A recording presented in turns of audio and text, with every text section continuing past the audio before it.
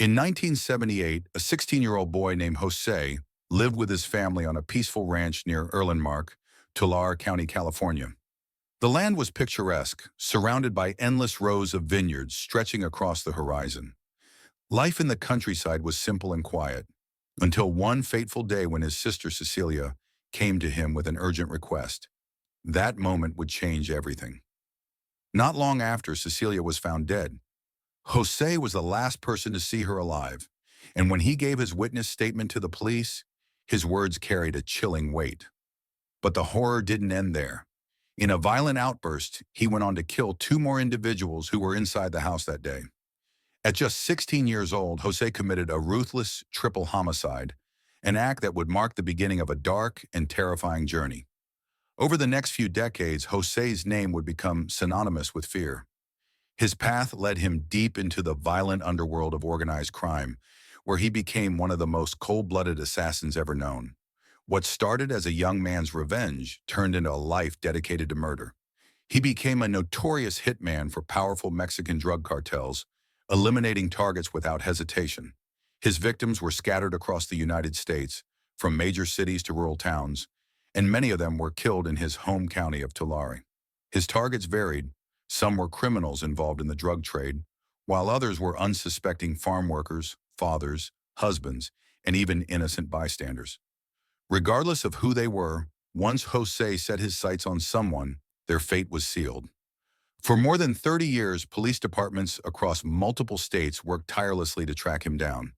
His crimes spanned across California, Florida, and Alabama, leaving behind a trail of bodies and unanswered questions. Law enforcement struggled to bring him to justice, but eventually their relentless pursuit paid off. This is the story of Jose Manuel Martinez, also known as El Mano Negra, the Black Hand, one of the most prolific and ruthless contract killers in American history.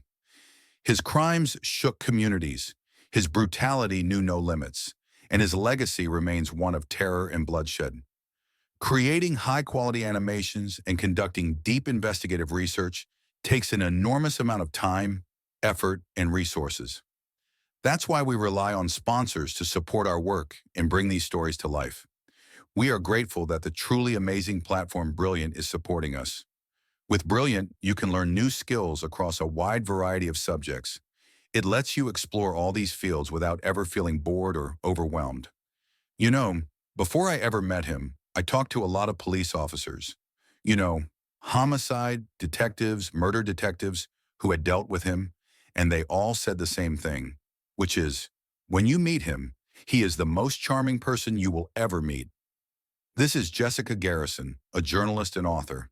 In 2017, she met Jose in prison while working on a BuzzFeed news investigation and writing her book, The Devil's Harvest. His family always saw him as the one who took care of them. If someone was in the hospital, he was the first to visit. If hospital rules didn't allow visitors, he would find a way, hoisting children up to windows so they could wave at their loved ones. He was not the kind of person that anyone, upon first meeting, would ever suspect of being a cold-blooded killer. Jose Manuel Martinez was born in 1962 in Fresno, California. Though a U.S. citizen, he spent his early years in Mexico before moving to a ranch near Erlenmark at age 11. At the time, Tulare County was one of the poorest areas in California. His stepfather, who worked as a labor organizer in the wine industry, had a side business dealing drugs. By the time Martinez was 14, he was already being sent on drug runs, first by bus and later in his own car. Being bilingual and U.S.-born allowed him to avoid suspicion easily. In 1977, law enforcement raided his family's ranch, confiscating $2.5 million worth of heroin and an arsenal of weapons. The following year, while his stepfather was in custody, his sister Cecilia was murdered. That event marked a turning point for him. He later claimed that he had been a decent man until that moment. Afterward, he said, he developed a deep hatred for rapists and child molesters, vowing to rid the world of them. In 1979, he carried out his first contract killing. A friend told him that a man named David Bedoya had raped his sister. Martinez agreed to kill Bedoya for a payment of $500. It was his first murder for money, but it would not be his last. By 1982, he had established connections with the Mexican cartels. A shadowy figure he only referred to as Mr. X began feeding him jobs. Mr. X was heavily involved in smuggling massive quantities of drugs from Mexico into California and beyond. Many of Martinez's assignments involved collecting debts from low-level dealers. The business was simple. Drugs were given on credit, and those who failed to pay faced consequences. If they couldn't settle their debts, Martinez was sent to make sure they never made that mistake again. Martinez was arrested multiple times over the years, including in 1990 for drug trafficking. Yet despite his long history of violent crimes, he was never linked to any murders. His name appeared in multiple homicide investigations, dating back to his first killing in 1979. While it might have seemed coincidental for his name to surface in one or two cases, by the time he was linked to 7 or 8 different murders, the pattern should have been obvious. Still, he continued to evade capture. One of his more brutal assignments occurred in November 2006.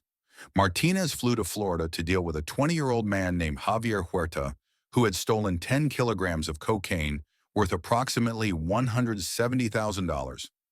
After watching Huerta for several days, Martinez decided to make his move. He called Huerta, pretending to need an estimate for construction work on his home. Once Huerta arrived, Martinez locked the door and drew his gun. He told Huerta he had 30 minutes to return the stolen money or his family would be killed. Huerta produced $150,000 that had been buried in his backyard. Martinez took the cash, shot both Huerta and his associate 4 times each, and bound their hands with zip ties before loading their bodies into a truck. He then drove the vehicle to the outskirts of a national park, casually smoking a cigarette on the way.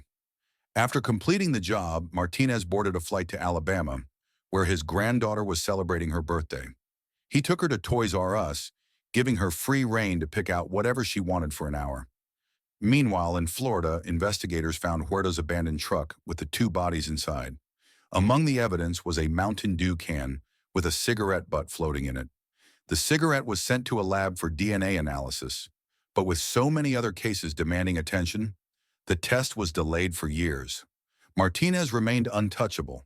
In 2009, he was hired to kill Joaquin Barragan in Erlenmar for $8,000. He used a woman as bait, arranging for her to buy drugs from Barragan and lure him into a trap. 3 days later, Barragan's body was found beneath a blanket, his hands tied with zip ties. The local police gathered witness statements, discovering that Barragan had feared a hitman known as Mano Negra, the Black Hand. Several informants claimed that this was Martinez's alias. Although the investigators had suspicions, they lacked enough evidence to charge him. They arrested Martinez on a minor probation violation, but when officers arrived at his house, he instinctively grabbed his phone, removed the SIM card, and swallowed it, destroying any incriminating messages or call logs. When questioned, Martinez denied any involvement in Barragan's murder, claiming that the people in Erlenmar were fabricating stories. He was sent to prison for the probation violation, but was released 6 months later. After his release, he went straight to the Violent Crime Division of the Tulare County Sheriff's Office. Not to confess, but to retrieve his impounded white Chevy Suburban. In exchange for answering a few questions, Martinez hinted at his cartel connections and suggested that Barragan had been killed not over money, but because he was a snitch.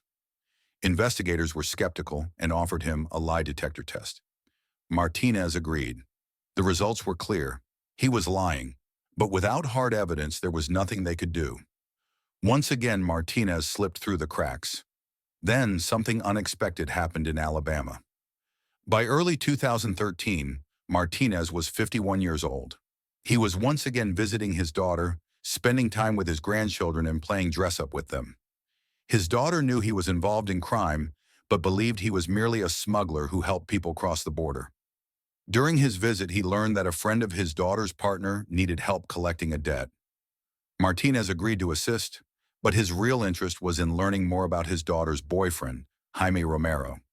He wanted to know if Romero was a good man. In a conversation with a man named Jose Ruiz, Martinez asked about Romero. Ruiz, unaware of who he was speaking to, casually insulted Martinez's daughter, calling her a bad mother. That sealed Ruiz's fate. Martinez didn't act immediately. Too many people had seen them together. Instead, he returned to California and waited.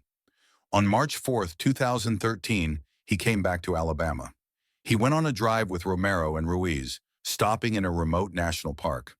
There, he pulled out a gun and told Ruiz, "The woman you insulted is my daughter, you bastard." Then he shot him twice in the head. The police soon discovered Ruiz's body. A Walmart receipt found on him led investigators to surveillance footage, where they identified Romero. He was arrested and accused of murder. Fearing for his life, he eventually told the police everything. Martinez was arrested at the U.S.-Mexico border. On the flight back to Alabama, he shocked detectives by casually chatting about life and sharing a pizza with them. He didn't seem to care that he was facing murder charges. When interrogated, Martinez did something no one expected. He confessed. Not just to Ruiz's murder, but to the killing of Javier Huerta in Florida. He described every detail, down to the number of bullets he had fired. Then he made another request.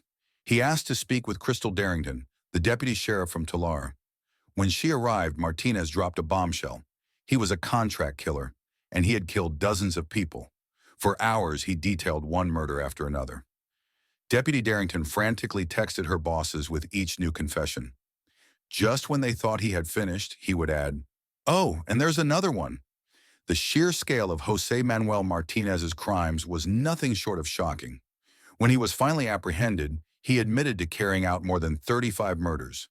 However, as authorities continued their investigations, that number was believed to be even higher, possibly exceeding 40 victims. But law enforcement wasn't willing to take his confessions at face value. They methodically reopened and re-examined each case he claimed responsibility for, carefully cross-referencing details, gathering evidence, and ensuring that his confessions aligned with known facts. After an extensive review, they ultimately concluded that Martinez had, in fact, been telling the truth about the majority of his murders. Despite this, not all of his crimes could be prosecuted. While he was brought to trial for most of the killings he confessed to, some cases remained unresolved due to a lack of physical evidence or uncooperative witnesses. As a result, prosecutors had to focus on the strongest cases they could present in court. At one point, Martinez even faced the possibility of receiving the death penalty. Yet to those who observed him, he appeared completely unfazed by the prospect of execution. In his own chilling words, he seemed to accept his fate with indifference, stating, "I know I'm going to jail. If I die tomorrow, so be it." In the end, the justice system handed down multiple sentences across different states. In Alabama, he was sentenced to 50 years in prison for the murder of Jose Ruiz. In California, where many of his crimes took place, he received life without the possibility of parole for 9 murders. And in Florida, he was sentenced to 2 consecutive life terms, ensuring that he would never walk free again. But capturing Martinez had not been an easy feat for law enforcement. As an experienced hitman, he had mastered the art of covering his tracks. He rarely left behind physical evidence, and since most of his victims were individuals with ties to the criminal underworld, there were often no clear links between him and those he killed. Unlike crimes committed out of personal anger or passion, Martinez's killings were calculated and transactional, making it difficult for investigators to trace them back to him. Another major challenge was the sheer volume of violent crime that police were dealing with during the 1980s and 1990s, particularly in California. Law enforcement agencies were overwhelmed, often underfunded, and struggling to solve countless homicides that were piling up. Many cases lacked crucial leads, and forensic technology at the time wasn't as advanced as it is today. In such an environment, it was easy for a meticulous killer like Martinez to operate under the radar for years. However, there was another far more disturbing reason why Martinez was able to evade capture for so long. Many of his victims were people who lived on the margins of society: undocumented immigrants, drug dealers, farm workers, and individuals with criminal backgrounds. Their deaths did not trigger widespread public outcry, nor did they receive the kind of media attention that might have pressured authorities to prioritize their cases. For many of the victims' families, this was the most painful reality of all. When journalists later spoke with the loved ones of those Martinez had killed, they often heard the same heartbreaking sentiment. It felt like no one cared that our relative was murdered.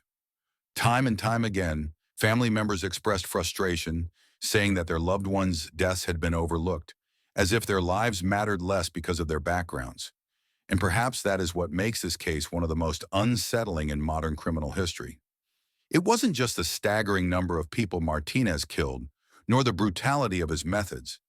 It was the fact that so many of his victims seemed to simply disappear into the shadows, their murders forgotten by a system that failed to protect them.